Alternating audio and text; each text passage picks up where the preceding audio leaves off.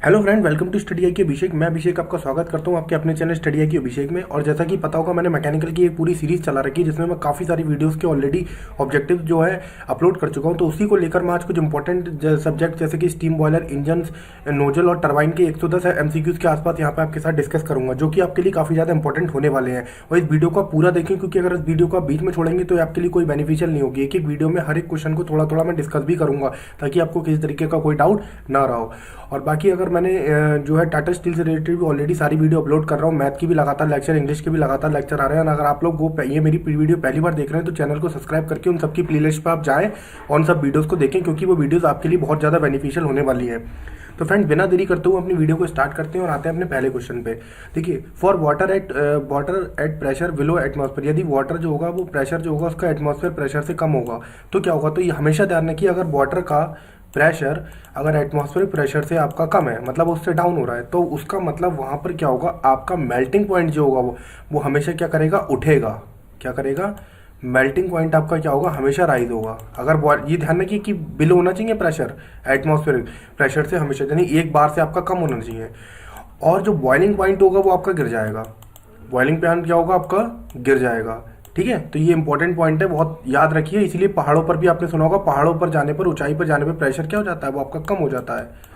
ये आपने सुना होगा। ठीक है, इसलिए जो टेम्परेचर होता है, बॉइलिंग टेम्परेचर भी आपका वो गिर जाता है। और दूसरा क्वेश्चन देखते हैं।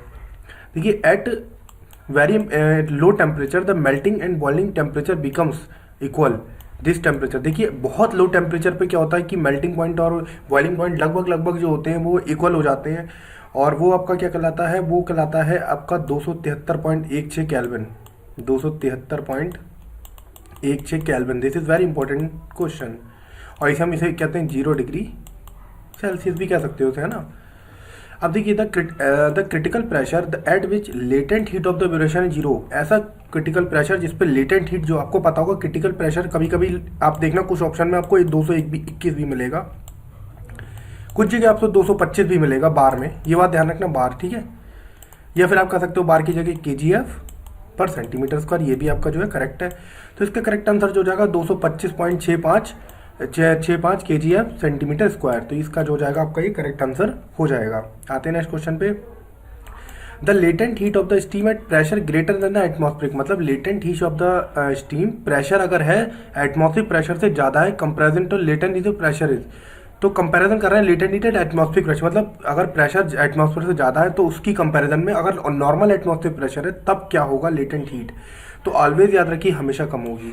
ठीक है, क्या होगा, अगर प्रेशर जो है एटमॉस्फेरिक प्रेशर से ज़्यादा है तो लेटेंट हीट क्या होगी आपकी, लेटेंट हीट क्या होगी आपकी, ऑलवेज कम होगी। और लेटेंट हीट आपको पता है, जैसे मैं बता देता हूँ। मान लीजिए ये बर्फ़ है, ये मान लीजिए सॉलिड है कोई, और ये लिक्विड। ये बर्फ़ से पानी बनाना है तो आपको क्या करना होगा, इसकी स्टेट चेंज करनी होगी, यानी सॉलिड स्टेट में होगा बर्फ़ और लिक्विड स्टेट में लाना होगा। तो देखिए, स्टेट चेंज करने के लिए जितनी भी हीट दी जाती है उसे हम क्या कहते हैं, लेटेंट हीट। क्या कहते हैं, लेटेंट हीट।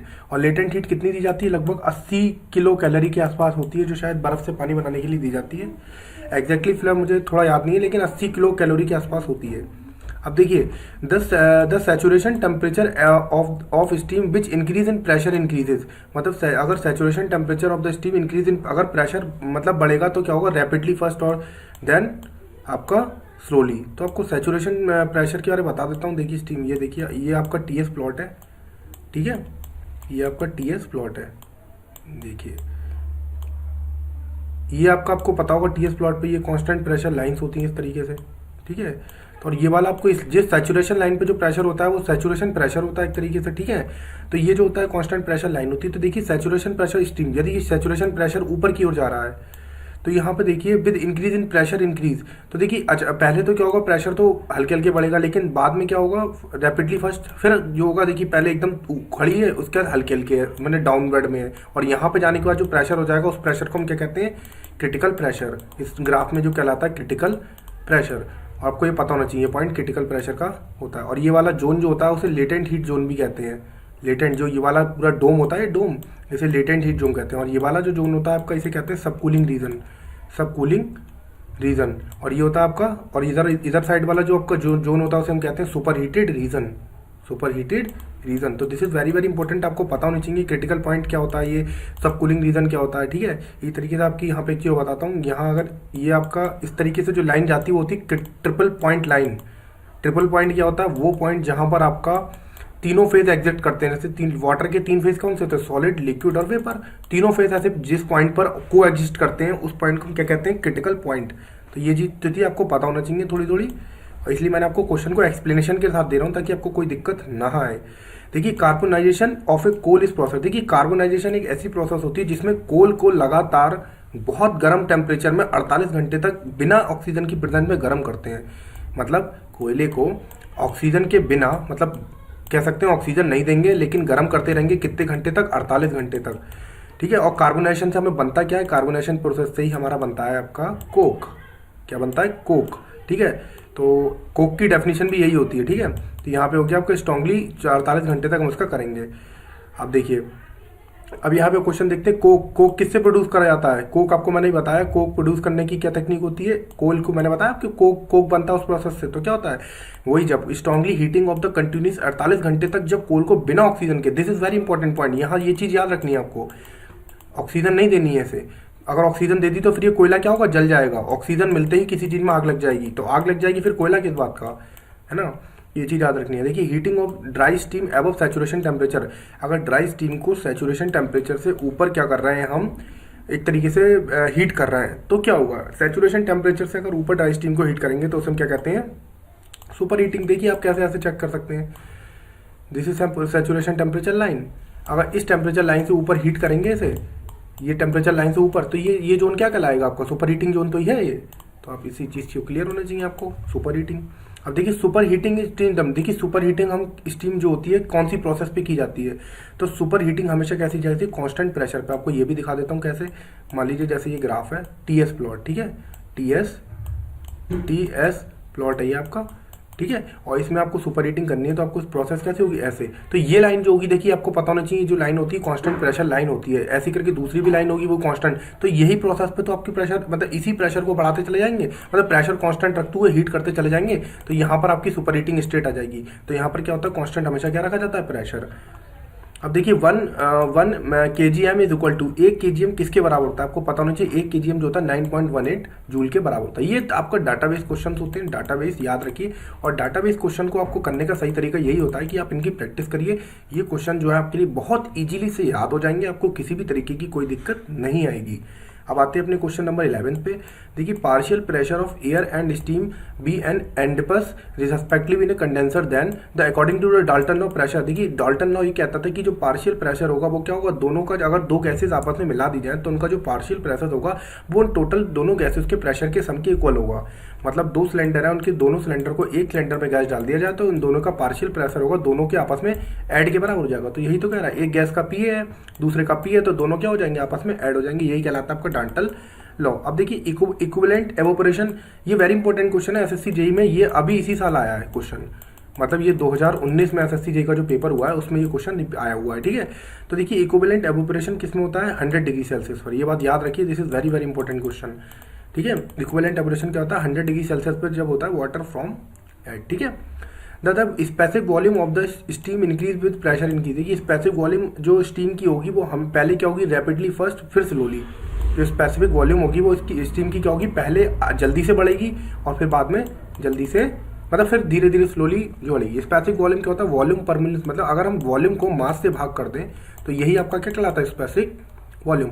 और एक चीज़ बता दूं, कोई भी चीज़ अगर स्पेसिफिक होगी, स्पेसिफिक का मतलब वो हमेशा इंटेंसिव प्रॉपर्टी होगी। कैसी, इंटेंसिव, क्योंकि इंटेंसिव प्रॉपर्टी वो प्रॉपर्टी होती है जो मास पे डिपेंड नहीं करती हैं। तो स्पेसिफिक अगर किसी के साथ लगा है तो उसके अंदर उसमें कोई मास से रिलेशन नहीं है, तो इसका मतलब वो कैसी प्रॉपर्टी हो जाएगी आपकी, इंटेंसिव। एक्सटेंसिव कौन सी होती है, जो मास पे डिपेंड करती है। तो इस चीज़ के बारे में आपको थोड़ी सी नॉलेज होनी चाहिए। देखिए फिर देखिए equivalent evaporation of a boiler is measure to compare. Boiler में जो इक्विवेलेंट एवोपरेशन होता है वो किस मेजर कंपेयर करने के लिए किया जाता है, तो ये आपको पता होना चाहिए। इसका मेन करेक्ट आंसर हो जाएगा, मतलब ये तो आपको पता है किसी भी कंडीशन में आप नाप सकते हैं। ये कोई ऐसा नहीं है इक्विवेलेंट एवोपरेशन की आपको बहुत स्पेशल कंडीशन चाहिए कि मतलब मेक करना है आपको कुछ ऑपरेटिंग अंदर सम ऑपरेटिंग कंडीशन, ऐसा कुछ भी नहीं है। आप किसी भी कंडीशन में जो है इस चीज़ को नाप सकते हैं। देखिए नेक्स्ट क्वेश्चन देखते हैं, द कोल रिक्वायरमेंट पर केजी ऑफ जनरेशन। देखिए अगर 1 केजी जनरेशन के लिए आपको कितना कोल चाहिए होगा, this is very important database question, ये याद रखिए 0.6 लगभग 6.5 से 8.5 केजी के आसपास जो चाहिए होता है 1 किलोवाट बनाने के लिए। मतलब पावर अगर बनानी है 1 किलोवाट तो मान के चलिए 600 से 700 ग्राम के आसपास तो मिनिमम चाहिए होता है। देखिए सब्लिमेशन क्या होता है, सब्लिमेशन मतलब एक ऐसा रीजन जहाँ पे सॉलिड जो होता है डायरेक्ट किसमें मतलब हो जाता है और वेपर जो होता है आपस में इक्विलिब्रियम फेज में होते हैं। देखिए सब्लिमेशन क्या होता है, जैसे आपने सुना होगा कपूर, क्या चीज़, कपूर। कपूर में क्या होता है, अगर कपूर को आप सीधे गर्म करो तो क्या होता है, कपूर के लिक्विड बनता है, नहीं बनता। कपूर क्या होता है, कपूर गर्म होने के बाद सीधे क्या बन जाती है, कपूर की भाप यानी वेपर। तो देखिए इसमें एक बीच का फेज गायब रहता है। जैसे अगर आप बर्फ को अगर पिघलाएंगे तो पहले क्या बनेगा, पानी, पानी बनेगा, पानी के बाद लिक्विड बनेगा, लिक्विड के बाद वो वेपर बनेगी। तो उसमें तीनों फेज रहते हैं। लेकिन कपूर को अगर आप कभी गर्म करेंगे तो क्या होगा, कपूर डायरेक्ट किसमें बदल जाएगा, भाप में। तो इसका मतलब इसमें एक बीच वाला लिक्विड फेज तो आया नहीं। तो ऐसी ही प्रोसेस को हम कहते हैं सब्लिमेशन। सब्लिमेशन का मेन मतलब यही है कि आपका जो डायरेक्ट जो होता है हीट जो होती है वो एक फेज को खत्म करके बीच से निकलती है। तो देखिए क्या होता है, सॉलिड एंड वेपर फेज दोनों ही आपस में इक्विलिब्रियम में रहते हैं, सॉलिड और वेपर फेज, क्योंकि लिक्विड फेज इसके अंदर होता ही नहीं है। तो इसका जो करंट आंसर हो जाएगा। अब देखिए स्टोइकोमेट्रिक क्वांटिटी ऑफ, देखिए स्टोइकोमेट्रिक क्वांटिटी ऑफ एयर क्या कहलाती है, वो एयर कहलाती है जो कि कंप्लीट कंबंशन के लिए जरूरत होती है। Air required for complete combustion full with no excess, और इसके सिवा किसी भी तरीके की एयर की आवश्यकता आपको नहीं पड़ेगी। तो इसका करेक्ट आंसर आपका क्या हो जाएगा, बी।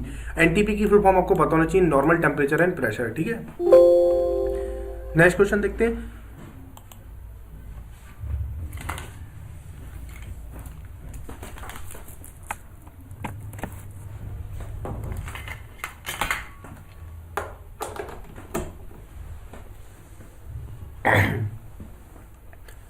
देखिए नेक्स्ट क्वेश्चन देखते हैं 18।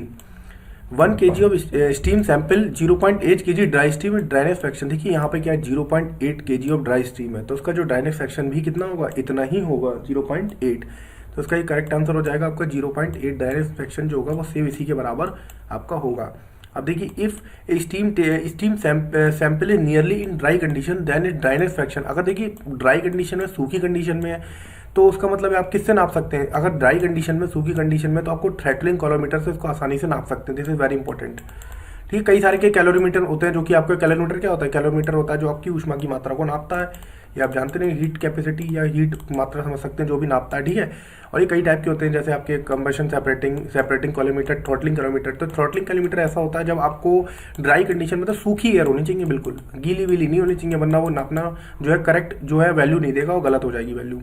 अब देखिए इफ XX एंड X2 भी dryness fraction obtain in separating calorimeter, मतलब XX और X2 ड्राइनेस फ्रैक्शन है and throttling calorimeter respectively, then the actual dryness fraction क्या होगा। देखिए एक्चुअल ड्राइनेस फ्रैक्शन आपका क्या होगा, दोनों ड्राइनेस फ्रैक्शन की मल्टीप्लाई कर देंगे तो आपको मिल जाएगा, क्या नाम है, एक्चुअल जो आपका जो भी होगा, मतलब एक तरीके से अगर दो है और दोनों का ड्राइनेस फ्रैक्शन ऑब्टेन सेपरेटिंग मतलब सेपरेट कैलोमीटर से निकाला जा रहा है एंड थ्रॉटलिंग कैलोमीटर से, तो उनका एक्चुअल ड्राइनेस फ्रैक्शन क्या होगा, दोनों की आप क्या करेंगे, मल्टीप्लाई कर देंगे तो आपको क्या मिल जाएगा, ड्राइनेस फ्रैक्शन मिल जाएगा। This is important question. और आपको इंपॉर्टेंट चीज़ और भी बता देता हूँ मैं इसमें। देखिए जैसे ही आपका ये ग्राफ है, आपका टीएस प्लॉट है, ठीक है, ये क्या है आपका टीएस प्लॉट। और ये टीएस प्लॉट पे क्या खासियत होती है, यहाँ पर जो होता है आपका ड्राइनेस फ्रैक्शन जो होता है वो 0 होता है, यानी x बराबर 0। ड्राइनेस फ्रैक्शन होता क्या, mass of vapour over mass of vapour plus mass of liquid. मतलब मास ऑफ वेपर मतलब एक तरीके से कितनी मास है वेपर में, बटे मास, टोटल मास कितना है, हम टोटल भी कह सकते हैं, जो भी लिक्विड के अंदर मास है। तो वेपर के अंदर कितना मास है, इसको मास को कहते हैं हम ड्राइनेस फ्रैक्शन। और ये यहाँ पर जो 0 होता है, जैसे जैसे हम यहाँ से आगे बढ़ते चले जाते हैं, यहाँ पे क्या होता है, ड्राइनेस फ्रैक्शन की वैल्यू मैक्सिमम 1 हो जाती है। मतलब जब स्टीम जो होती है सैचुरेटेड रीजन से बिल्कुल वेपर रीजन, मतलब यहाँ कहीं इस लाइन पे आ जाती है, तो यहाँ के बाद अब जो होता है ड्राइनेस फ्रैक्शन बन जाता है। इससे कह सकते हैं सुपर हीटेड जोन में भी जा सकती है, या उसके अंदर जो होती है वो खत्म हो जाती है वेपर, वो वेपर कह रहा हूँ, हाँ एक तरीके समझ सकते हैं, वेपर की मात्रा स्टीम जो होती है, जो भी होती है स्टीम खत्म है, तो यहाँ पे जो होता है बढ़ते जाते हैं, तो आगे इस तरीके से चलती है। अब देखिए the specific heat of the superheat steam in generally, और देखिए सुपरहीटेड स्टीम की जो स्पेसिफिक स्पीड जो होती है, स्पेसिफिक स्टीम मतलब कितनी होती है, वो करीब होती है आपकी 0.5। दिस इज तो ये भी याद करने वाला क्वेश्चन है। इस टाइप के क्वेश्चन को याद करते चलिए, बस जो मैं बताता जा रहा हूँ उसे याद कर दीजिए। बाकी इसकी PDF मैं अपने टेलीग्राम ग्रुप में आपको दे दूंगा, वहाँ से इस चीज़ को आप डाउनलोड करके रख सकते हैं अपने पास। देखिए on Molière chart the flow of turbine is represented by. देखिए मोलियर चार्ट पे टरबाइन का जो होता है एक कैसा दिखाया जाता है, वर्टिकल चार्ट। मोलियर चार्ट भी आपको बना के दिखाऊंगा। मोलियर चार्ट किस किस के बीच होता है ये भी आपको नहीं पता होना चाहिए। मोलियर चार्ट होता है HS प्लॉट, ठीक है, क्या होता है HS प्लॉट। तो मोलियर चार्ट किस तरीके से होता है, कुछ इस तरीके से मोलियर चार्ट होता है, ठीक है। यहाँ से आपका ये क्रिटिकल पॉइंट होता है, जैसे उसमें टीएस प्लॉट में यहाँ पे होता है, इसमें थोड़ा नीचे होता है, और यहाँ से आपकी जो होती है वो लाइंस जाती जा रही होती हैं, ठीक है, जो कि आपकी ड्राइनेस फ्रैक्शन की लाइंस होती हैं, ठीक है, जैसे एक्स बराबर यहाँ 0.8। और यहाँ पे इंपॉर्टेंट बात क्या होती है, मोलियर मतलब जैसे कि उसमें हम 0 से ले सकते हैं ड्राइनेस फ्रैक्शन जब बिल्कुल लिक्विड कंडीशन में हो, ठीक है। और यहाँ पे जो ड्राइनेस फ्रैक्शन होता है वो 0.50 से आगे ही लेंगे, क्योंकि यहाँ पे 50% तक जब तक स्टीम नहीं होगी तब तक ये जो चार्ट है ये वैलिड नहीं होगा। तो इसमें 50% तक जो होती है आपके पास कम से कम स्टीम होनी चाहिए उसके, जो आपकी मेन है। तो यहाँ पे देखिए क्या कर रहा है, अगर आपका इसका एक्सपेंशन कराना है तो आपको पता होना चाहिए ये वाली चीज़ कि ये जो लाइन्स होती हैं इसकी आपकी कॉन्स्टेंट प्रेशर लाइन्स होती हैं, ठीक है, और ये इससे निकलती कॉन्स्टेंट टेम्परेचर लाइन्स होती हैं। तो आपका जो एक्सपेंशन होता है वो कुछ इस तरीके से आपका एक्सपेंशन कराते हैं यहाँ पे, ये ठीक है, ये आपका एक्सपेंशन होता है यहाँ पे। ये आपका एक्सपेंशन कैसी लाइन से दिखाए जाते हैं, वर्टिकल लाइन से। और थ्रॉटलिंग इसमें कैसे दिखाते हैं, कुछ इस तरीके से, क्योंकि यहाँ पे एच कांस्टेंट है तो थ्रॉटलिंग हमेशा ऐसे प्रोसेस दिखाई जाती है आपकी, ठीक है। दोनों चीज़ आपको पता होनी चाहिए। तो ये मोलियर चार्ट के बारे में बेसिक आपको मैंने बता दिया, सेम यही होता है मोलियर चार्ट का, और कुछ इसमें खास इतना नहीं है। बाकी मैं ऐसे डिटेल में भी कभी आपको मोलियर चार्ट को पूरा समझा दूंगा। कुछ इंपॉर्टेंट जो मुझे पॉइंट थे मैंने आपको बता दी जो उस पेपर में रिलेटेड आ सकते हैं। Question number 23, a wet paper can be completely spread. देखिए गीली पेपर होती है, अगर मान लो कोई भी गीली पेपर है तो उसे हम दो तरीके से, मतलब उसका हमें एक तो प्रेशर पता होना चाहिए कितना प्रेशर है, और दूसरे में उसका ड्राइनेस फ्रैक्शन। क्या चीज़, ड्राइनेस फ्रैक्शन, मतलब वो कितनी गीली है, एक्स बराबर 0.8 गीली है, 5 गीली है, 3 गीली है, जितनी उसके अंदर पेपर है। तो इसका करेक्ट आंसर ई हो जाएगा। देखिए प्रेशर और प्लस ड्राइनेस फ्रैक्शन जिसका हो जाएगा करेक्ट आंसर ई हो जाएगा, ठीक है। अब देखिए in Mollier chart the constant pressure line, देखिए आपको दिखाया था मैंने कांस्टेंट प्रेशर लाइन ये आ रही है मोलियर चार्ट पे, देखिए। तो ये कैसी पोर्शन मारी है, ये मतलब खुलती, मतलब डाइवर्ज होती जा रही है, मतलब चौड़ी होती जा रही है यहाँ से। तो ये जो कांस्टेंट प्रेशर लाइन्स होती हैं आपस में क्या होती है, ये diverge from the left to, देखिए लेफ्ट से हमारी ये इधर से किधर जाती है, इधर डाइवर्ज हो रही है ना, ऐसे करके फिर ऐसे करके। तो ये जो होती है diverge from left to right, मैंने आपको दिखा दी है मोलियर चार्ट पर जो प्रेशर लाइन्स होती हैं वो किधर जा रही हैं, ऐसे। और टेम्परेचर लाइन देखिए ऐसे करके नीचे को जाती हैं ये। अब देखिए नेक्स्ट क्वेश्चन देखते हैं, on Molière chart free expansion throttling from. देखिए मैं आपको बताया था थ्रॉटलिंग कैसे होती है, थ्रॉटलिंग चार्ट मोलियर चार्ट पे ये प्रोसेस होती है, देखिए ये। तो थ्रॉटलिंग कैसी प्रोसेस है मोलियर चार्ट पे, थ्रॉटलिंग एक हॉरिजॉन्टल प्रोसेस है, हॉरिजॉन्टल लाइन के थ्रू दिखाई जाती है। तो इसका कारण हॉरिजॉन्टल एंड स्ट्रेट लाइन। तो आपको ये क्वेश्चन भी बिल्कुल समझ में आ गया होगा, ठीक है। इंपॉर्टेंट क्वेश्चन है ये, इसलिए मैंने आपको सिर्फ ग्राफ से समझा दी ताकि आपको चीज़ याद रहे। देखिए the bituminous coal non coking is carbon content. Bituminous coal के अंदर जो कार्बन कंटेंट आपका होता है वो आपका 78 से 81% के आस होता है। एंथ्रासाइड में 96% तक कार्बन होता है, ठीक है। और ये जो बिटुमिनस कॉइल है ये सबसे ज़्यादा हमारे देश के अंदर पाया जाता है, भारत के अंदर बिटुमिनस कॉइल सबसे ज़्यादा पाया जाता है। एंथ्रासाइड जो कोयला है ये बहुत कम पाया जाता है, और मोस्टली जो कोयला है ये जम्मू और ये श्रीनगर साइड पाया जाता है, बस श्रीनगर शायद ही ये पाया जाता है जम्मू साइड में एंथ्रासाइड कोयला, क्योंकि बहुत बेहतरीन कोयला है। देखिए the dry saturated steam eight very low pressure, मतलब एक ड्राई सैचुरेटेड स्टीम है और बहुत लो प्रेशर पर व्हेन थ्रॉटल एटमॉस्फेयर। तो वो क्या होगा, अगर मतलब बहुत लो प्रेशर पर वो थ्रॉटल करी जाएगी तो क्या होगा, वो सुपर हीटेड हो जाएगी, ठीक है। क्या हो जाएगी, सुपर हीटेड। दिस इज भी वेरी इंपॉर्टेंट क्वेश्चन, ठीक है। अगर लो प्रेशर पे किसी भी स्टीम को करेंगे तो क्या हो जाएगी, सुपर हीटेड। अब देखिए water at pressure 4 kg and 160 degree temperature when expose atmosphere, मतलब 4 kg इतना प्रेशर है, इतना इसका टेम्परेचर है, तो फिर क्या होगा। तो देखिए flash convert into steam, directly आपको पता होगा कि अगर इतने प्रेशर और टेम्परेचर पे करेगा तो ये क्या हो जाएगा, सीधे स्टीम में कन्वर्ट हो जाएगा, क्योंकि टेम्परेचर भी आप देख रहे हैं बहुत ज़्यादा है, 160 is a good temperature, very good temperature, ठीक है। तो आपको पता होना चाहिए। अब देखिए the dry saturated steam, the steam at very high pressure, मतलब बहुत हाई प्रेशर पे जब थ्रॉटलिंग करी जाएगी तो आपको पता होगा ये क्या हो जाएगी, वेट हो जाएगी। कैसी हो जाएगी, गीली हो जाएगी हाई प्रेशर पर। और वहाँ आपने इस क्वेश्चन के उल्टे में देखा तो देखिए लो प्रेशर था, ये बात याद रखना, बहुत इंपॉर्टेंट चीज़ है ये। अगर लो प्रेशर होगा तो वो क्या होगी, सुपर हीटेड होगी, लेकिन अगर वही हाई प्रेशर हो जाएगा तो पेपर गीली हो जाएगी, वो क्या हो जाएगी, गीली। This is very important point, दोनों क्वेश्चन में डिफरेंस आपको समझ में आना चाहिए, ये जो डिफरेंस है। देखिए इन थ्रॉटलिंग प्रोसेस में क्या होता है आपको पता होगा, थ्रॉटलिंग प्रोसेस में एंथैल्पी क्या रहती है, ऑलवेज कांस्टेंट रहती है। तो इसकी जो एंथैल्पी होती है थ्रॉटलिंग प्रोसेस में आपकी हमेशा कांस्टेंट रहती है, थ्रॉटलिंग प्रोसेस, ठीक है। एंथैल्पी कांस्टेंट रहती है इन थ्रॉटलिंग प्रोसेस। आपको थ्रॉटलिंग प्रोसेस में पता होना चाहिए कि हीट टेक्स प्लेस। देखिए हीट भी नहीं, कोई Q बराबर 0 होता है, वर्क भी बिल्कुल आपका W 0 होता है। थ्रॉटलिंग में ना वर्क होता है, ना हीट दी जाती है, ना इंटरनल मतलब स्टीम, कुछ भी नहीं होता है। तो इसका करेक्ट आंसर हो जाएगा नन ऑफ दीज। तो यहाँ पर अभी इंपॉर्टेंट एक पॉइंट बता, थ्रॉटलिंग क्या होती है, अगर किसी माइन्यूट से मतलब छेद से आपका एक्सपेंशन हो रहा है, ठीक है, माइन्यूट छेद से एक्सपेंशन हो रहा है, तो दिस इज कॉल्ड, आप कह सकते हो कि थ्रॉटलिंग हो रही है, ठीक है, थ्रॉटलिंग।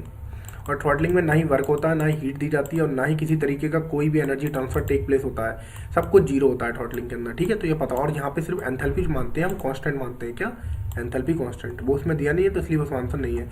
तो देखिए the pressure at which latent heat of the vaporisation of water is zero, मतलब लेटेंट हीट जीरो होगी, वो क्या होगा आपको पता होना चाहिए, वो क्रिटिकल प्रेशर होगा। और क्रिटिकल प्रेशर कितना होता है 225, और 221 भी आंसर दिया तो वो भी सही होता है, ये बात आप याद रखना, ठीक है। अब देखिए latent dry heat of the steam atmospheric pressure equal to, मतलब लेटेंट ड्राई हीट जो स्टीम की होगी एटमॉस्फेरिक प्रेशर पे किसके बराबर होगी, वो आपके बराबर 539, ही बहुत इंपॉर्टेंट है। और कैलोरी पर केजी होता है 539, याद रखना, कैलोरी पर KG. This is very important question, याद रखने वाली क्वेश्चन है, ये न्यूमेरिकल वैल्यूज है। देखिए the latent heat of the steam with increase in pressure, देखिए अगर लेटेंट हीट अगर बढ़ेगी तो आपका क्या होगा, तो इस क्वेश्चन को भी आपको थोड़ा समझा देता हूँ ग्राफ के थ्रू, देखिए क्या होता है इस क्वेश्चन का। तो यहाँ पे देखिए ये एक आपका टीएस प्लॉट है, ठीक है, टीएस प्लॉट है। आपको मैंने बताया था बीच वाला जो जोन होता है उसे हम कहते हैं लेटेंट हीट जोन। देखिए जैसे जैसे आपका प्रेशर लाइन, देखिए ये कम प्रेशर वाली लाइन, ये उससे ज़्यादा प्रेशर, जैसे जैसे प्रेशर बढ़ता जाएगा तो ये डोम जो होगा इसका आकार जो होता है, थोड़ा मैंने सही नहीं बनाया, डोम ऐसे बनेगा, देखिए डोम कुछ ऐसे बनेगा, ये कुछ पतला हो जाएगा ऐसे करके। तो जैसे जैसे जैसे जैसे ऊपर जाएंगे प्रेशर बढ़ता जाएगा, तो डोम का जो मतलब एक तरीके से कह सकते हैं कि जो एरिया होगा घटता जाएगा। तो इसका मतलब आपका क्या होगा, इन प्रेशर बढ़ाने पर आपकी लेटेंट हीट आपका मतलब ये घटती चली जाएगी। तो इसका मतलब क्या होगा, इसका करेक्ट आंसर लेटेंट हीट क्या हो जाएगी, डिक्रीज होती जाएगी। क्योंकि लेटेंट हीट इसे क्यों कहते हैं, इसलिए हमारे कहते हैं, देखिए यहाँ पर आपकी कौन सी लाइन होती है, ये लिक्विड लाइन, यहाँ पे कौन सी होती है, वेपर लाइन। तो यहाँ पे देखिए बीच में क्या हो गया, चेंज हो रहा, और चेंज होने को ही हम कौन सी हीट कहते हैं, लेटेंट हीट, जो एक स्टेट से दूसरे स्टेट को चेंज करती है। तो यहाँ लेटेंट हीट हो गई, तो इसलिए यहाँ पर क्या हो गया, लेटेंट हीट आपकी घट जाएगी। तो ये तो इसका हो गया करेक्ट आंसर। बहुत ही इंपॉर्टेंट क्वेश्चन है, इस टाइप के क्वेश्चंस को आपको बेसिक्स आने चाहिए। ठीक है, नेक्स्ट क्वेश्चन देखते हैं। एट क्रिटिकल पॉइंट दे रखा है प्रेशर बराबर P बराबर 225.65 kg, द लेटेंट एंथैल्पी कितनी होगी। देखिए इतने प्रेशर पे आपको पता होगा जो एंथैल्पी होगी वो जीरो होगी। क्यों, क्योंकि ये कैसा टेम्परेचर है, क्रिटिकल टेम्परेचर है, और क्रिटिकल टेम्परेचर पे एंथैल्पी जीरो हो जाती है। ठीक है, अब देखते हैं at which pressure the properties of the water steam become, मतलब at which pressure the properties of water steam क्या होगा, तो इसका होगा वही आपको पता होगा 225 पॉइंट क्रिटिकल प्रेशर। अब देखते हैं in an experiment to determine the dryness fraction of the mass, देखिए मास कितना है सेपरेटेड, और 15 meter the mass of the steam pass into 4 point. Dryness fraction क्या होगा, आपको यहाँ पे कुछ नहीं करना है, यहाँ पे आपको सीधे सीधे क्या करना है, यहाँ पे जो आपका आंसर आ जाएगा वो 80 आ जाएगा। डायरेक्ट फॉर्मूला लगाना है MB/MB प्लस MS, बस यहाँ पे आपको फॉर्मूला लगाना है। यहाँ पे आपको जो देखिए वैल्यू दे रखी है, मास ऑफ द सेपरेटेड दे रखा है, और यहाँ पे देखा स्टीम पास दे रखी है। तो डायरेक्ट यहाँ पे आप वैल्यू रखेंगे दोनों की, MB और MS की, और यहाँ से आपका जो आंसर आ जाएगा वो आपका कितना आ जाएगा, 80 आ जाएगा। ठीक है, while steel expand in turbine the theoretically entropy, मतलब स्पीड अगर टरबाइन में एक्सपेंड हो रही है, आपको पता ही होगा जो होती है वो क्या रहती है, जो कि कांस्टेंट रहती है। ठीक है, एंट्रोपी क्या रहती है टरबाइन, देखिए बता देता हूँ, ये भी आपको बताता हूँ। अगर यहाँ पे ये देखिए TS प्लॉट है, ये क्या है TS प्लॉट। आपने TS प्लॉट पे कभी गौर नहीं किया कि जब TS प्लॉट पे आपका एक्सपेंशन किसी भी टरबाइन में कराया जाता है तो वो बिल्कुल सीधी लाइन आती है। तो सीधी लाइन आती है, और ये सीधी लाइन किसकी होती है, एंट्रोपी की लाइन होती है। तो देखिए मतलब एक तरीके से कह सकते हो कि एक ही एंट्रोपी रही ना बढ़ी ना घटी, तो इसलिए जो आता है आपकी जो रिमेंस कांस्टेंट रहती है टरबाइन में जब भी आपका एक्सपेंशन होता है। तो इस तरीके से आपको क्वेश्चन ये समझ में आ गया होगा जो मैं बताना चाह रहा हूँ। आते हैं नेक्स्ट क्वेश्चन पे। Heating wet steam at constant temperature, देखिए हीटिंग कांस्टेंट टेम्परेचर पे अगर हीट को कर रहे हैं तो वो बिल्कुल सेम एज कैसी है, कांस्टेंट प्रेशर। देखिए प्रेशर जब कांस्टेंट रहेगा तो टेम्परेचर भी ऑलरेडी सी बात है कांस्टेंट रहेगा। अगर वो कांस्टेंट टेम्परेचर पे कर रहे हैं तो कांस्टेंट प्रेशर पे भी कर रहे हैं। देखिए एडियाबैटिक प्रोसेस आपको पता ही होगा, एडियाबैटिक प्रोसेस क्या होती है, non heat transfer process. Adiabatic process के अंदर किसी भी तरीका सिस्टम में ना हीट जाती है न सिस्टम में कभी भी हीट बाहर निकलती है, बिल्कुल इंसुलेटेड रहता है, बंद रहता है। नेक्स्ट क्वेश्चन देखते हैं। The state of vapour under saturation condition, देखिए सैचुरेशन कंडीशन अगर आपको वेपर है तो उसका क्या क्या चीज़ चाहिए होगी, आपको चेक करना है तो pressure and dryness fraction. This is very important, मैंने आपको बताया था इस क्वेश्चन का आंसर अभी। प्रेशर एंड ड्राइनेस फ्रैक्शन जो हो जाएगा इसका करेक्ट आंसर आपका हो जाएगा। देखिए pick up the wrong statement about critical condition. Critical condition में क्या होता है, लेटेंट हीट आपकी क्या होती है, जीरो होती है। ठीक है, देखिए liquid directly becomes steam, specific volume steam of liquid same. तो इसका करंट आंसर हो जाएगा all particle steam are same, मतलब सारी जो प्रॉपर्टी होती है एट किस पे, क्रिटिकल पॉइंट पे सारी प्रॉपर्टी लिक्विड की क्या होती है, बिल्कुल एकदम करेक्ट होती है, सेम होती है, याद रखिए सारी प्रॉपर्टी। अब देखिए water boils when its vapour pressure, मतलब बॉयपर कब होगा, जब वेपर प्रेशर उसके इक्वल हो जाएगा। पानी तभी उबलेगा जब वेपर प्रेशर मतलब वाटर के प्रेशर के बराबर होगा, तभी ही उबलेगा। तो इसका क्या होगा, इक्वल टू द सराउंडिंग। जब बाहर के प्रेशर के बराबर बॉयल कब हो जाएगा तो बॉयल उबलने लगेगा। देखिए mechanical equivalent 1 kg of joule, तो देखिए आपको ये वाला आंसर बताना है 421 किलो जूल वो kgm। ठीक है, एक किलो कैलोरी का जो जूल एक्सपेरिमेंट के थ्रू आया था उसका क्या था 4.2 बार, आपने सुना भी होगा। एक कैलोरी किसके बराबर होती है, एक कैलोरी किसके बराबर होती है, आपने सुना होगा 4.18 जूल। वही चीज़ से ये वैल्यू जो ली गई है। देखिए इक्विवेलेंट एवोपरेशन क्या होता है, इक्विवेलेंट एवोपरेशन आपका जो होता है वो आपको पता होना चाहिए। इसका जो करेक्ट आंसर हो जाएगा ए हो जाएगा। क्यों, देखिए convert to dry steam into 100 degree Celsius, ठीक है। ड्राई स्टीम को और इक्विवेलेंट कितने टेम्परेचर पर होता है, 100 डिग्री सेल्सियस पे। ये एसएससी जेई में इस टाइप का ही इक्विवेलेंट एवोपरेशन से क्वेश्चन आया था। This is very very important. Equivalent evaporation होता कुछ नहीं है, बस आपको समझिए 100 डिग्री सेल्सियस पे आपको जो है हीट की जो कहती है स्टीम में कन्वर्ट करनी होती है, और प्रेशर वगैरह जो होता है इतना होता है, एटमॉस्फेरिक प्रेशर के ही बराबर। तो देखिए the evaporation of 15 kg of steam water our form 100 degree Celsius. देखिए फिर वही क्वेश्चन रिपीट हुआ। तो यहाँ पे आप देख सकते हैं, अगर यहाँ पे आपका ये देख रहेंगे तो ये आपकी क्या कहलाएगी, इतनी kg स्टीम को आप क्या कर रहे हैं। देखिए यहाँ इक्विवेलेंट नहीं आया, यहाँ था कि तो इक्विवेलेंट नहीं है, और 100 डिग्री सेल्सियस पे कर रहे हैं, तो ये आपका क्या हो जाएगा 1 बॉयलर HP, यानी बॉयलर की हॉर्स पावर, बॉयलर की हॉर्स पावर। तो इसका ये करेक्ट आंसर हो जाएगा बॉयलर की हॉर्स पावर। देखते हैं next question. The increase in pressure, pressure बढ़ाने पर क्या होगा आपका, प्रेशर बढ़ाने पर जो बॉइलिंग पॉइंट होगा आपका क्या होगा, बढ़ जाएगा। तभी तो कहते हैं जब पहाड़ों पर जाते हैं, पहाड़ों पर जाने पर प्रेशर कम हो जाता है, तो वहाँ पर बॉइलिंग पॉइंट भी आपका क्या होता है, कम हो जाता है, ठीक है। ये चीज़ आपको पता होना चाहिए। ड्यूरिंग पॉलीट्रोपिक प्रोसेस, देखिए पॉलीट्रोपिक प्रोसेस में क्या होता है, पॉलीट्रोपिक प्रोसेस में आप ये भी कह सकते हैं कि मतलब ऑल मतलब जैसे कि हीट ट्रांसफर टेक प्लेस, बिल्कुल करेक्ट। क्यू तो होता ही होता है। क्या होता है मैं बता देता हूँ आपको। क्यू होता है gamma minus n upon gamma minus 1, और फिर आपका P1 B1 minus P2 B2 upon gamma minus 1। तो ये होता है पॉलीट्रोपिक प्रोसेस में हीट ट्रांसफर का, और यहाँ वर्क भी होता है। ये हीट ट्रांसफर का आपका फॉर्मूला होता है, ठीक है। ये सॉरी वर्क नहीं, वर्क तो यही ऐड कर दिया, ये वाली बस इसमें ऐड हो जाती है, वर्क का फॉर्मूला होता है। तो यहाँ पे देखिए हीट टेक प्लेस बिल्कुल ठीक है, वर्क इज डन बिल्कुल ठीक है, स्टीम जी। तो यहाँ पे सारी चीज़ें होती हैं पॉलीट्रोपिक। और जानिए पॉलीट्रोपिक प्रोसेस की इंपॉर्टेंट बात बताता हूँ। जो पॉलीट्रोपिक प्रोसेस में हीट जो मतलब ट्रांसफर होती है ऑलवेज निगेटिव होती है। This is very very important point. और इस टाइप का क्वेश्चन आपसे पूछ सकता है कि पॉलीट्रोपिक प्रोसेस में हीट पॉजिटिव होती है कि निगेटिव होती है, तो आपको लगाना आंसर सीधे निगेटिव।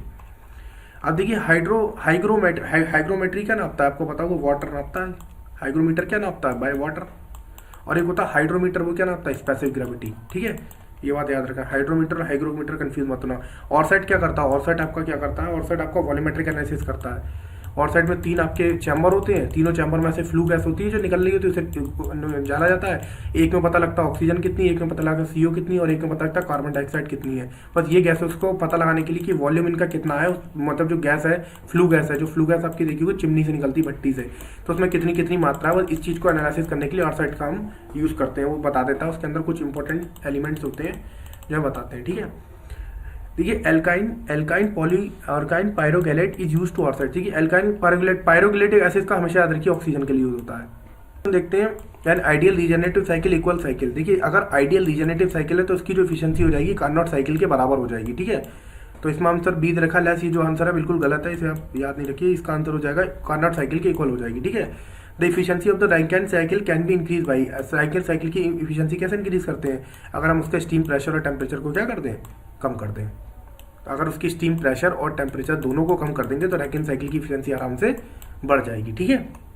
कोकरन कैसा है, कोकरन आपको पता चाहिए। कोकरन जो है एक मतलब वर्टिकल बॉयलर है, वर्टिकल बॉयलर, ठीक है। वर्टिकल वही फायर ट्यूब। कोकरन बॉयलर ऐसे कुछ होता है, आपको बता देता हूँ। देखिए कुछ ऐसे डोम टाइप का बना हुआ होता है, इसमें नीचे ये ग्रेट चैम्बर होता है, यहाँ से आग लगती है और यहाँ से जो होती है चिमनी लगी होती है इसके अंदर, और यहाँ से क्या होता है एयर निकल जाती है, यहाँ जलता है, और यहाँ पे जो ट्यूब्स होती हैं इस तरीके से जिसमें पानी जो होता है आपका गर्म होता है, और यहाँ से स्टीम का पाइप निकलता है, स्टीम कलेक्ट कर लेते हैं। देखिए लंकाशायर बॉयलर क्या होता है, लंकाशायर बॉयलर भी आपको पता होना चाहिए। लंकाशायर बॉयलर भी एक फायर ट्यूब बॉयलर है, ठीक है। कैसा बॉयलर है, फायर ट्यूब बॉयलर है। अब देखिए efficiency of the thermal cycle. देखिए थर्मल अगर इफिशियंसी बढ़ानी है थर्मल साइकिल की तो आपको क्या करना पड़ेगा, रीजनरेशन भी करना होगा, रीहीटिंग भी करना होगा, दोनों से ही इफिशियंसी क्या होती है, बढ़ जाती है, ठीक है। 1 किलोवाट आवर किसके बराबर होता है, 3600 किलो जूल। ये तो आपको बहुत बेसिक याद होना चाहिए। 1 किलोवाट आवर किसके होता है, 3600 किलो जूल, 3600 किलो जूल। यहाँ याद रखिए कभी कभी क्या होता है 3600 जूल लगा जाते हैं आंसर इसका, 3600 जूल। 3600 तो याद रहता है, ये भूल जाते हैं कि किलो है कि, तो एक किलो भी याद रखना है आपको। अब देखिए विच of the following gas has highest caloric value, कौन सी ऐसी गैस है जिसकी कैलोरिक वैल्यू सबसे ज़्यादा होती है, तो coal gas. This is very important, coal gas की कैलोरिक वैल्यू सबसे ज़्यादा होती है। देखिए 100% efficiency of the turbine cycle can be achieve because 100% जो इफिशियंसी होती है थर्मल साइकिल की मतलब अचीव कर सकते हैं कैसे, अगर हम it is not possible to, क्योंकि इतना हमारा 0 केल्विन टेम्परेचर के बना अब पॉसिबल है, नहीं कर सकते ना, इतना टेम्परेचर पॉसिबल नहीं है, तभी तो होता है 100% इफिशियंसी नहीं ला सकते आप। For burning of 1 kg of carbon CO chemically correct. देखिए 1 kg ऑफ कार्बन अगर आपको बर्न करना है तो आपको CO की मतलब कार्बन COS पर केमिकली करेक्ट रेशियो, तो कार्बन और CO को देखिए कार्बन प्लस CO करेंगे, तो यहाँ से आपको इक्वेशन बनेगी CO2, ठीक है, इस तरीके से करेंगे, कुछ इस तरीके से यहाँ रखेंगे। तो यहाँ पे आपको वैल्यू मतलब इक्वेशन को बैलेंस करके फिर देखिए कार्बन की आप मास नंबर रख देंगे, कार्बन का जैसे 12 होता है, फिर O का रख देंगे 32, इसका रख के इनको बैलेंस कर लेंगे, तो इसका जो करेक्ट आंसर आ जाएगा 4/3 आ जाएगा यहाँ पे, ठीक है। The diameter of the Cornish wire, Cornish wire का डायमीटर बहुत इंपॉर्टेंट क्वेश्चन है, 1 से 2, ठीक है, 1 से 2 याद रखिए, 1 से 2। अब देखिए the length of the Cornish wire, Cornish wire की लेंथ कितनी होती है पता होना चाहिए आपको, 5 से 7। कॉर्निश वायर भी लंबा वायर होता है, उसकी लेंथ 5 से 7 मीटर होती है। The diameter of the fire tube Cornish wire compare to shell, मतलब अगर मतलब मान लीजिए डायमीटर पूछा है कंपेयर टू शेल, जो उसका शेल होता है उसका डायमीटर जो होता है 1/2 आधा होता है। कॉर्निश वाला बिल्कुल आधा डायमीटर होता है। स्टीम इंजन ऑपरेट्स ऑन, आपको बताओ स्टीम इंजन किस पे वर्क करते हैं। स्टीम इंजन जो वर्क करते हैं, ये देखिए यहाँ पे भी जो आंसर लगा ब्रिटेन साइकिल ही गलत है। ब्रिटेन साइकिल पे गैस टर्बाइन वर्क करते हैं, ब्रिटेन साइकिल पे कौन वर्क करते हैं, गैस टर्बाइन, ठीक है। स्टीम इंजन जो आपके वर्क करते हैं वो एक तरीके से आप कह सकते हैं कार्नोट साइकिल पे भी वर्क नहीं करेंगे, जूल साइकिल पे भी स्टीम इंजन ही वर्क करेंगे। आपके स्टीम इंजन जो वर्क करते हैं वो एक तरीके से इनमें से कोई भी साइकिल पे वर्क नहीं करेंगे। इसका जो करेक्ट आंसर हो जाएगा आपका नन ऑफ दीज, ठीक है।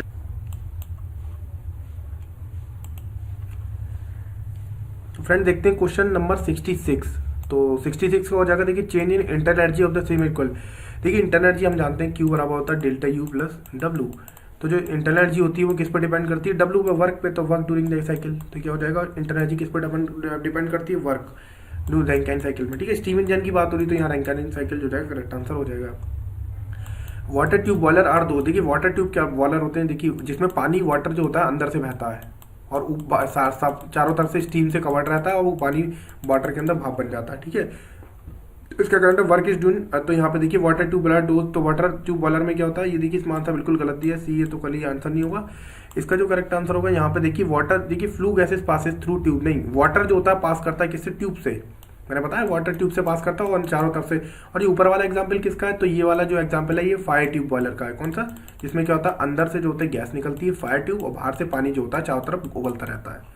देखिए लोकोमोटिव टाइप बॉयलर कैसे बॉयलर होते हैं, लोकोमोटिव आपको पता होना चाहिए जो होते हैं हॉरिजॉन्टल मल्टी ट्यूबुलर बॉयलर होते हैं। कैसे हॉरिजॉन्टल बॉयलर होता है, मतलब ऐसे होता है लंबा सा, आपने देखा होगा लोकोमोटिव बॉयलर इस तरीके से। लोकोमोटिव होता है ये इधर एक स्थान से दूसरे स्थान तक भी लेके जा सकते हैं, ये आराम से चलने वाला है। लंकाशायर बॉयलर, लंकाशायर का अलग किस टाइप का होता है, लंकाशायर बॉयलर जो होता है आपका, ये देखिए स्टेशनरी फायर बॉयलर भी होता है, हॉरिजॉन्टल फायर ट्यूब बॉयलर भी होता है, नेचुरल सर्कुलेशन बॉयलर भी होता है, इंटरली, मतलब इसके सारे ऑप्शन जो है वो करेक्ट हो जाएंगे। अब देखिए फायर ट्यूब बॉयलर, अब देखिए फायर ट्यूब मैंने आपको बता दिया क्या होगा, flue gases passes through the tubes and, मतलब क्या होता है जो फ्लू गैसेस होती हैं वो चारों तरफ से पास करती हैं और उसके चारों ओर वाटर होता है। देखिए विच of the following substance will have same percentage in both, मतलब ऐसा कौन सा होता है जिसकी प्रॉक्सिमेट एनालिसिस और अल्टीमेट एनालिसिस। देखिए प्रॉक्सिमेट एनालिसिस में क्या होता है, क्वालिटी पता लगती है स्टीम की क्वालिटी की, मतलब कह सकते हो कि क्वालिटी क्या है, कोयले की क्वालिटी, सॉरी स्टीम की नहीं, कोयले की क्वालिटी। और इसमें ऑरसेट अल्टीमेट एनालिसिस में पता लगता है कितनी इसमें नाइट्रोजन है कितना, ये सब पूरा निकाला जाता है, पूरा इसका एनालिसिस किया जाता है इन दोनों एनालिसिस। तो तक होता है यार राख, ठीक है, दोनों ही का मेन वैल्यू होती है, ठीक है, राख, ऐश मतलब राख। The number of the fire tube boiler, Lancashire boiler में कितनी ट्यूब्स होती है पता नहीं चाहिए आपकी, कितनी, 2, एक ऐसे और एक ऐसे, 2 ट्यूब्स होती है। Which of the following is a fire tube boiler, इनमें से कौन सा फायर ट्यूब बॉयलर है, तो फायर ट्यूब बॉयलर कौन सा, locomotive, Babcock Wilcox boiler natural circulation water tube boiler है, ठीक है, natural circulation water tube boiler है, तो ये आपको पता होना चाहिए। Which of the following is a water tube boiler, water tube boiler में से कौन सा, देखिए मैंने बताया वेलकॉक विल्कॉक्स, ये वाटर ट्यूब बॉयलर है, ठीक है। ये क्वेश्चन पेपर में ज़्यादातर पूछा ही जाता है, वेलकॉक विल्कॉक्स थोड़ा इंपॉर्टेंट है इसलिए पूछा जाता है। The diameter of the cylindrical shell the Lancashire boiler, Lancashire boiler का जो सिलेंड्रिकल होता है कितना होता है, लगभग 1.75 से 2.75 मीटर, 2.75 मीटर, ठीक है, 1.75 मीटर से इतना। देखिए ये package boiler in which one of the various part like firing equipment, fans, pump, automatic control, मतलब सब कुछ ऑटोमेटिक कंट्रोल होते हैं। तो क्या होगा, देखिए supplied on mountain single base, मतलब माउंटिंग जो होती है हमेशा क्या करती है, सप्लाइड ऑन सिंगल बेस पे आपकी सप्लाइड होती है। ये भी अच्छा क्वेश्चन है, इसे याद रखिए। The biggest size of thermal power plant, मतलब इंडिया में सबसे बिगेस्ट साइज क्या है, 500 मेगावाट तक, इससे ज़्यादा बड़ा ही नहीं है, अभी बना ही नहीं है कोई। 1000 पे बल चल रहा है वर्क, लेकिन अभी वो बना नहीं है। Which of the following coals has highest calorie value, किसकी सबसे ज़्यादा वैल्यू आपको पता होगा, एंथ्रासाइट की वैल्यू होती है। The high pressure boiler is the oil producing steam at pressure, देखिए हाई प्रेशर बॉयलर में क्या होता है आपको पता होना चाहिए, 75 से 80 kg पर सेंटीमीटर स्क्वायर के हिसाब से प्रेशर होता है, ठीक है। The crown of the fire box is hemispherical, देखिए क्राउन होता है फायरबॉक्स का आपका, ऐसा क्यों बनाते हैं गोल, हेमिस्फेरिकल क्यों बनाते हैं, इसका मेन कारण ये होता है कि resist intensive heat of the box, resist करता है क्या, intensive heat of in fire box में रजिस्ट हीट करता है, ठीक है। Which of the following in steam डीवेल, ठीक है। तो देखिए स्टीम का डीवेल कौन है, तो इसका करेक्ट आंसर हो जाएगा non coking bituminous coal. This is very important, this is very important, non coking bituminous coal, याद रखिए। द फाइव ट्यूब कोकरन और मरीन बॉयलर क्या होती है, आपको कोकरन वाला पता होगा, ये आपको हॉरिजॉन्टल फाइव ट्यूब बॉयलर है, आपको बताया था मैंने पूरा बना के, इसमें ऐसे ऐसे ट्यूब लगी होती है, लेकिन बॉयलर वर्टिकल होता है लेकिन ट्यूब हॉरिजॉन्टल होती है। देखिए the diameter of the internal five tube in Lancashire boiler compare to its, देखिए डायमीटर इंटरनल फाइव ट्यूब में लंकाशायर बॉयलर में कंपेयर कैसा होता है, आपको मैंने ये क्वेश्चन रिपीट हो गया, 2/5 होता है, कितना 2/5, ये आप याद रखिए, ठीक है। डायमीटर उसका ratio. The basic purpose of drum in boiler, drum का मेन काम क्या होता है, ड्रम का मेन काम पता ही होगा आपको कि सेपरेट करता है वाटर को स्टीम से, है ना। जो इतना पानी होता है उसके बाद ड्रम में स्टीम कलेक्ट होती रहती है, तो वहाँ पे वो सेपरेट हो जाती है। देखिए duplex feed pump are used, ये आपको पता होना चाहिए। जो डुप्लेक्स फीड पंप होती हैं, duplex feed pumps are used in small turbine this operate, तो देखिए डुप्लेक्स फीड पंप का centrifugal pump, axial flow pump, eject gear, ठीक है, this operate on the principle of. तो ये जो आपके डिफ्लॉक्स फीड पंप होते हैं आपके रेसिप्रोकेटिंग जो होते हैं पंप होते हैं, ठीक है। डुप्लेक्स फीड पंप क्या होते हैं, रेसिप्रोकेटिंग पंप होते हैं। This is very important question, डिफ्लॉक्स फीड पंप को पूछ सकता है पेपर के अंदर। अब देखिए यहाँ क्वेश्चन है, the best suited for chain travelling grate stoker, हमारे स्ट्रोकर क्या होते हैं, जैसे एक ऐसे, ठीक है, और ये चेन पे चलते हैं ऐसे करके, ये चेन पे, तो इनमें चेन होती है इस तरीके से, चेन टाइप की, ये गोले गोले चेन, इस पे स्ट्रोकर चलते रहते हैं, इसमें कोयला भरा रहता है। तो ये क्या होता है, ये काम क्या करता है, ये आपका नॉन कुकिंग बर्निंग कोयल को लेके जाता है, ठीक है। In natural circulation boiler, natural circulation boiler, this is very very important. Natural circulation boiler में आप देख सकते हैं heating takes place at the bottom, मतलब जो होता है हीटिंग क्या होती है, नीचे से गर्म होता है। And water supplied get converted to, water क्या होता है, ऊपर को देखिए ऊपर उठता जाता है और स्टीम बनती जाती है। नेचुरल का मतलब क्या है, बिल्कुल बेसिक, जैसे घर में पानी उबालते हैं ना, उस तरीके की प्रोसेस है। इसमें क्या होता है, कन्वेक्शन होता रहता है पार्टिकल में, वहां से क्या होता है, पार्टिकल ऊपर जाते रहते हैं और आपका क्या होता है, स्टीम बनती रहती है। अब यहाँ से देखते हैं next question, hard coke is produce by carbon, देखिए हार्ड कोक आपको पता होगा प्रोड्यूस, मैंने बताया 1200-1500 डिग्री सेल्सियस तक कार्बोनाइजेशन के अंदर प्रोड्यूस किया जाता है, ठीक है। और क्या, और इसमें बिना ऑक्सीजन के। Hard coke is use to, देखिए हार्ड कोक किसके लिए प्रयोग किया जाता है, ब्लास्ट फर्नेस के लिए, किसके लिए, ब्लास्ट फर्नेस के लिए। अब देखिए pick up the correct statement at regard Cornish और लंकाशायर बॉयलर। कॉर्निश और लंका, देखिए कॉर्निश बॉयलर में आप हमेशा याद रखिए जो होती एक होती है, और इसमें लंकाशायर बॉयलर में 2 फाइटिंग होती है। एसएससी जेई का फेवरेट क्वेश्चन है, एसएससी जेई का फेवरेट क्वेश्चन है, इसे याद रखिए, आपके पेपर में आ सकता है। कॉर्निश बॉयलर लंकाशायर बॉयलर में क्या अंतर है। In locomotive boiler maximum steam pressure is limited to, locomotive boiler में मैक्सिमम स्टीम प्रेशर क्या होता है आपको पता होना चाहिए, 18 kg/cm², वेरी इंपॉर्टेंट। देखिए locomotive boiler is following type, locomotive क्या है आपको पता है, मोबाइल मतलब ऐसा बॉयलर जो एक जगह से दूसरी जगह ले जा सकते हैं, बिल्कुल ठीक, इंटरनल अंदर ही जलता है, हॉरिजॉन्टल और मल्टी ट्यूबुलर है, ठीक है। तो इसका करेक्ट आंसर हो जाएगा E. The shell of the diameter of the length of the locomotive boiler, locomotive boiler की शैल और लेंथ कितनी होती है, 1.5 से 4। The diameter of the 5 tube boiler and super heated tube boiler का कितना होता है आपको पता होना चाहिए, इसका करेक्ट आंसर हो जाएगा 47.5 एंड 130 mm। देखिए the water tube in Babcock Wilcox boiler है, तो देखिए water tube Babcock Wilcox boiler में वाटर ट्यूब होती है ऐसे होती हैं, ऐसे लंबी, मतलब थोड़ी, मतलब बॉयलर मान लीजिए ड्रम होता है ऐसे करके, ड्रम के बाद ये इस तरीके से ट्यूब्स होती हैं, जो होती है इंक्लाइन ट्यूब्स होती हैं, इसमें कैसी होती हैं, इंक्लाइन, झुकी हुई। आप देखना एग्जांपल इसका वाटर ट्यूब, वो बैबकॉक बिल्कॉक एक बार देख लेना जाके भी किताब में, आपको दिख जाएगा ट्यूब्स जो होती है इंक्लाइन होती है, नीचे से यहाँ से भट्टी होती है, इससे जलती रहती है और गैस सर्कुलेट होती रहती है, इधर से निकल जाती है। 96 नंबर पे क्वेश्चन था, which of the following variety of the coal in mostly steam boiler. तो देखिए पूछा गया कि कौन सा जो कोल है जो कि आपका स्टीम बॉयलर में आपका यूज करा जाता है, तो इसका जो करेक्ट आंसर हो जाएगा वो आपका हो जाएगा कोकिंग बिटमस कॉइल, ठीक है। कौन सा, कोकिंग बिटमस कॉइल, ये 80% तक यूज करा जाता है, ठीक है, इंडस्ट्रीज के अंदर, और इसका ये जो ऑप्शन है ये गलत है इसमें, ठीक है। अब देखिए यहाँ पे देखिए the purpose the diameter of tube and natural circulation boiler compare to, देखिए अगर आपका नेचुरल सर्कुलेशन बॉयलर है और मतलब वैसा बॉयलर है जो आपका कहते हैं कि नेचुरल सर्कुलेशन नहीं है, तो उनका क्या होगा, मोर होगी। नेचुरल सर्कुलेशन बॉयलर में जो ट्यूब होती है मोटी यूज करी जाती है। Boiler in India should be safety, आपको पता ही होगा बॉयलर की सेफ्टी एक्ट कौन सा, IBR, Indian boiler regulating safety act, ठीक है, इसकी IBR होता है, ठीक है। The fuel of injector use in small stem plant, मतलब जो फ्यूल होता है इंजेक्टर यूज करा जाता है फ्यूल में। फंक्शन ऑफ इंजेक्टर का क्या काम होता है, इंजेक्टर का मेन काम ये तो होता है पंप फीड, जो फीड वाटर होता है पंप करना, इंजेक्टर जो लगा हुआ होता है, ठीक है। वैक्यूम क्रिएट करने का कोई काम नहीं है इसमें। Which are the following use in best suited meeting fluctuating demand, देखिए अगर फ्लक्चुएटिंग डिमांड है तो कैसा, लोकोमोटिव, आपको पता है एक जगह से दूसरी जगह भी ले जा सकते हैं, कम प्रेशर जनरेट करता है, जगह कम भी लेता है, तो इसका काम आपको हो जाएगा। The difference between Cornish and Lancashire वाला, ये वही क्वेश्चन है, देखिए कॉर्निश एंड लंकाशायर वाला के अंदर आपको बताया था मैंने कि फॉर्मेट, देखिए इसमें क्या होता है, farmer in water tube and later is fire tube, ठीक है, वाटर ट्यूब और दूसरा क्या है, फायर ट्यूब है। अब देखिए क्या है यहाँ पे, इन एक्सीलेटिंग सर्कुलेटिंग वॉलेट है, मतलब अगर एक्सीलेशन सर्कुलेशन हो रहा है तो क्या होगा, देखिए एक्सीलेशन सर्कुलेशन में water is supplied in drum, water क्या होगा ड्रम में सप्लाई करेगा through downs come located in atmosphere, और जो डाउन्स कम होगा हवा में होगा, and the condition is pass to the water walls and rise the drum from the mixture of the water steam. तो दिस इज वेरी इंपॉर्टेंट, ये वाली चीज आपको पूरी याद रखनी है, जो आपका ये एक्सीलेटेड सर्कुलेशन बॉयलर होगा। इस टाइप के ऑप्शंस को आपको क्या करना है, एक दो बार करेंगे प्रैक्टिस तो आपको ये वाली चीजें समझ में आने लगेंगी और याद हो जाएंगी, फिर आपको कोई दिक्कत नहीं आएगी। देखिए, pick up the wrong statement about water tube boiler in comparison to fire tube boiler. देखिए, वाटर ट्यूब बॉयलर आपको पता ही होगा चांस ऑफ एक्सप्लोजन जो होता है बहुत ज़्यादा होता है, वाटर ट्यूब बॉयलर में जो होता है जो मतलब फटने का चांसेस बहुत ज़्यादा होता है। तो फ्रेंड देखिए, मैं आपके लिए कुछ बहुत ही ज़्यादा इंपॉर्टेंट आपको दिख रहा हूँ कितने कितने इंपॉर्टेंट क्वेश्चन है, क्योंकि बहुत कंफ्यूजिंग क्वेश्चन होते हैं। उन कंफ्यूजिंग क्वेश्चन को भी मैं आपको एक तरीके से उस तरीके से बता दे रहा हूँ ताकि आपको किसी तरीके की कोई दिक्कत ना, आपको समझ में आ जाए क्वेश्चन। मेरा बस यही मानना है कि मैं जो भी पढ़ाऊँ, वो बच्चा जो भी मुझसे पढ़ रहा, बड़ा पढ़ रहा, मुझसे छोटा पढ़ रहा, भाई पढ़ रहा, कोई भी पढ़ रहा, उसे क्वेश्चन समझ में आना चाहिए, उसके क्वेश्चन समझ में आना चाहिए, तभी मेरी जो मेहनत है वो आपके संग वसूल हो जाएगी। ठीक है, तो आगे देखते हैं क्वेश्चन। तो देखिए, the number of the drum in Benson. देखिए, बेंसन बॉयलर में कोई भी ड्रम नहीं होता। क्यों ड्रम नहीं होता, देखिए जितने भी आपके हाई प्रेशर बॉयलर होते हैं, हाई प्रेशर कह सकते हो या क्रिटिकल प्रेशर बॉयलर होते हैं, उनके अंदर ड्रम का यूज ही नहीं करते। उसमें डायरेक्ट पानी को गर्म करते हैं और सीधे भाप बन जाती है। क्या बनते हैं, डायरेक्ट पानी को गर्म करते हैं सीधे, और उसे एक नाम और देते हैं once through boiler. Once through boiler 221 bar के आसपास होता है, तो इसमें क्या हो जाएगा, नो ड्रम, इसका करेक्ट आंसर हो जाएगा। नंबर देखते हैं 106। देखिए, कह रहा था फ्यूजिबल प्लग के स्मॉल बॉयलर लोकेटेड। तो फ्यूजिबल प्लग जो होता है वो बॉयलर के अंदर कहाँ पे लोकेटेड होता है आपको पता होना चाहिए, जो ओवर द कंबंशन चैम्बर और बॉयलर ड्रम के बीच में, कंबंशन चैम्बर और बॉयलर ड्रम के बीच में जो होता है आपका फ्यूजिबल प्लग लोकेट किया जाता है। ठीक है, इंपॉर्टेंट क्वेश्चन है। Fusible plug boiler made of fusible, देखिए किसका बना होता है, बिस्मथ का। This is very important, fusible plug किसका बना होता है, बिस्मथ।